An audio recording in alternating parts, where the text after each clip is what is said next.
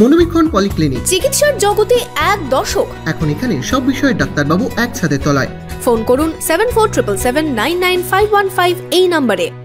সুতির ঔরঙ্গাবাদ বালিকা বিদ্যালয় সংলগ্ন ঘাটে বন্ধুদের সাথে গঙ্গায় স্নান করতে গিয়ে তলিয়ে গেল 2 নাবালক।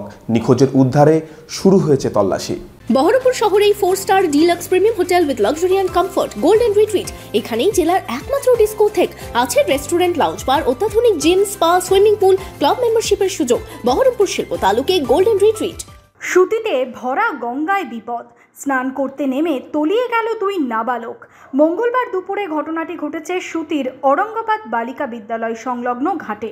জানা গেছে, এদিন দুপুরে মহেন্দ্রপুর থেকে 5 বন্ধু এই ঘাটে গঙ্গায় স্নান করতে আসে। সকলেই ছিল নাবালক। স্নান করার সময় প্রথমে একজন তলিয়ে যেতে থাকে, তাকে বাঁচাতে গিয়ে আরও একজন তলিয়ে যায়। এখানে গোসল করতে এসেছিল, 5 জন এসেছিল। প্রত্যেকের বয়সী নাবালক, ছোট বাচ্চা, কারো 10 বছর, কারো 9 বছর। মাছ ধরতে আসার পর দেখলাম যে ওই একজন তলিয়ে যাচ্ছিল, আর একজন তাকে বাঁচাতে যায়, আর একজন সেও তলিয়ে যায়। খবর পেয়ে ঘটনাস্থলে পৌঁছয় পুলিশ।